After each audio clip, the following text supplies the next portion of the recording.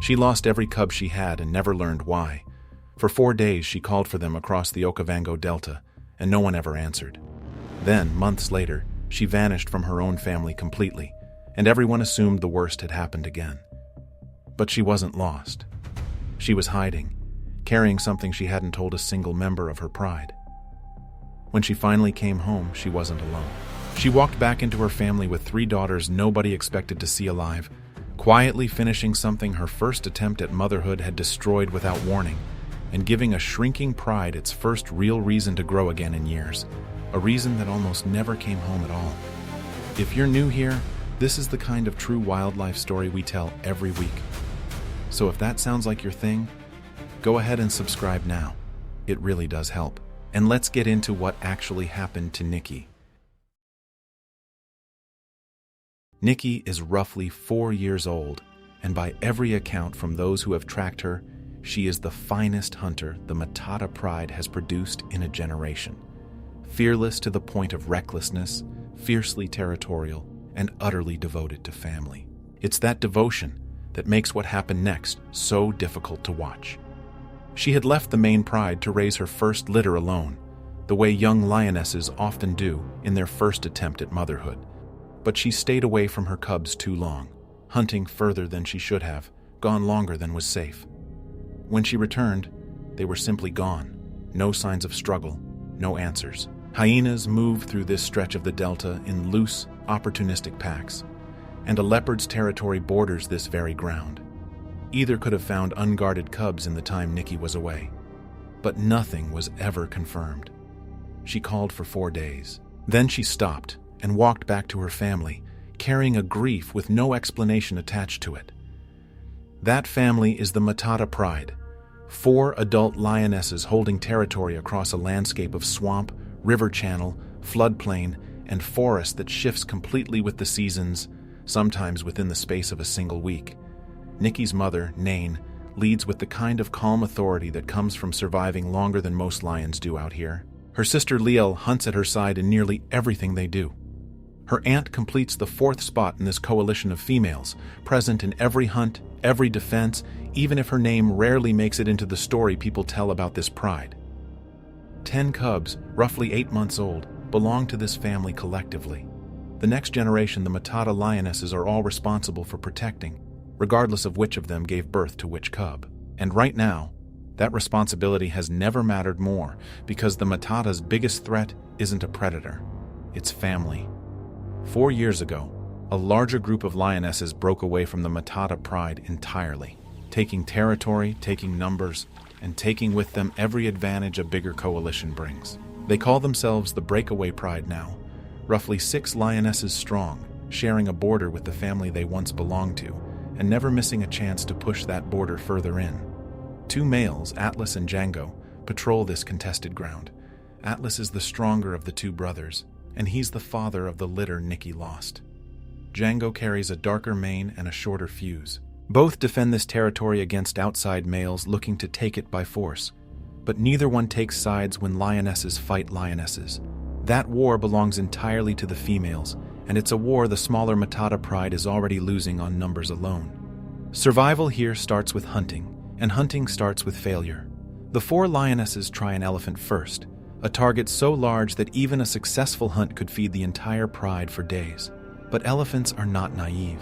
The moment the herd senses the danger, the adults form a living wall around every calf, trunks raised, ears flared, and the lionesses lose their only real weapon: surprise. There is no version of this hunt that ends well once that wall forms, and the 4 of them know it. They pull back before it costs them anything. A family of warthogs offers better odds. Nikki and the others circle wide, cutting off every obvious escape route, and when Nain finally breaks the position, the warthog runs directly into the one place Nikki has been waiting the entire time. It doesn't get another step. The kill feeds the pride, until Atlas arrives, pushes the lionesses off their own prey, and eats first, the way dominant males in this system almost always do. He does at least allow the cubs to eat alongside him. It's a small mercy in a system with very few of them. It's during this same meal that the Breakaway lionesses test the border again. While the rest of the Matata stay with the kill, Nikki does something her family will come to both admire and fear.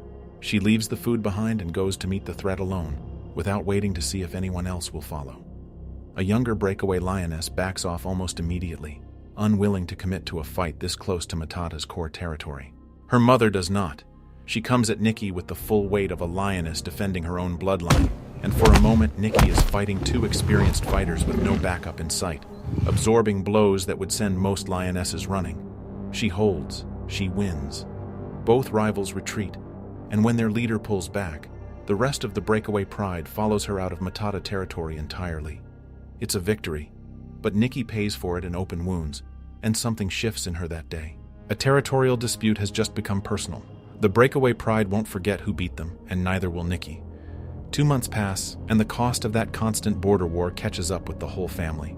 The cubs are visibly thin. Nikki still hasn't fully recovered.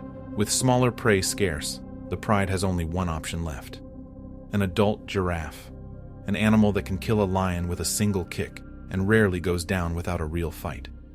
Nain drives the giraffe toward a stand of trees, cutting off its ability to run in the open. Nikki, still healing, throws herself into the fight anyway, because a pride this hungry doesn't get to wait for her to be at full strength. Close to an hour later, the giraffe goes down. It's enough to carry the cubs through the worst of the hunger. Then the fire comes. It tears through a huge stretch of Matata territory, turning familiar ground into smoke and unrecognizable shadow within hours. In the chaos of a nighttime escape, the family scatters in every direction at once. Most of the adults and cubs find each other again once the smoke clears, but 2 cubs, Brooke and Tyke, end up nearly 4 miles from the rest of the family, alone in scorched, unfamiliar ground with no adult anywhere near them. Brooke is the bold one, the cub who watches every hunt like she's taking notes, curious and independent even this young. Tyke is her brother, and by every account, the most fearful cub in the litter, the one who hides during hunts rather than watching them. Now the 2 of them have only each other.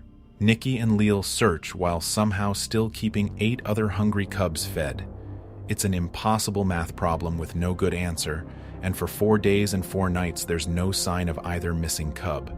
Then the Matata lionesses take down a buffalo, weighing close to 360 kilograms, and the sound of that kill, the roars, the commotion, travels for miles across the open floodplain. Brooke hears it. She finds her way back to the family on her own, having survived alone for 4 days at an age when most cubs wouldn't last one. Tyke isn't with her. He was simply too weak by the time the fire separated them, and he doesn't survive long enough to be found. Of the 10 cubs the Matata pride started with, 9 remain. 5 months later, the Delta's seasonal flood arrives, submerging roughly a third of the pride's territory. Crocodiles move into newly flooded ground. Huntable land shrinks. Every predator in the region gets pushed onto the same shrinking patch of dry ground, and the breakaway pride sees an opening to push the border again. It's during this period that Nikki disappears to the north, away from her family, for reasons no one understands until later. She has given birth to a second litter, 3 daughters this time. While hunting to keep herself fed, she runs straight into a breakaway lioness and quickly realizes the rival isn't alone. Several of them are close by, and they haven't forgotten what Nikki did to their pride months earlier. She runs and disappears into the thick cover of the floodplain vegetation before they can catch her. Meanwhile, the 9 young Matata lions, now roughly 18 months old, face a problem of their own. Prey has grown scarce in the south, and the family has to cross a wide, deep, crocodile-filled river to reach better ground. There is no way around it and no safe time to attempt it. The crossing has to happen, regardless of what's waiting beneath the surface. Brooke, once again the boldest of the group, the same cub who survived 4 days alone after the fire, is the first one into the water. The rest of the family follows close behind her, staying tight together rather than spreading out. Crocodiles approach as the lions cross, testing the edges of the group, but a large coordinated group swimming together is a far riskier target than a lone animal, and one by one the crocodiles peel off rather than risk a fight they're unlikely to win. The entire Matata pride makes it across without losing a single member. After evading the breakaway lionesses, Nikki returns to the hiding place where she left her 3 daughters and finds no one there. For a moment, everything about her first loss threatens to repeat itself. She starts calling. The cubs are exactly where she left them, tucked deep into cover, and they don't move until they're certain the voice calling them really belongs to their mother. and not a rival testing the grass. Only then, one at a time, do they come out. Nikki leads her 3 daughters back to the Matata pride for the first time. Nain welcomes her home, and welcomes 3 granddaughters that complete something Nikki lost the first time she tried to be a mother. This time, there was no unexplained silence. This time, all 3 walked out of the grass and into the family that had been waiting for them. The Matata pride is stronger for it. One lioness's second chance, adding 3 future hunters to a family that has spent years losing ground to a rival it once called its own. If you made it this far, thank you for sticking with Nikki's story.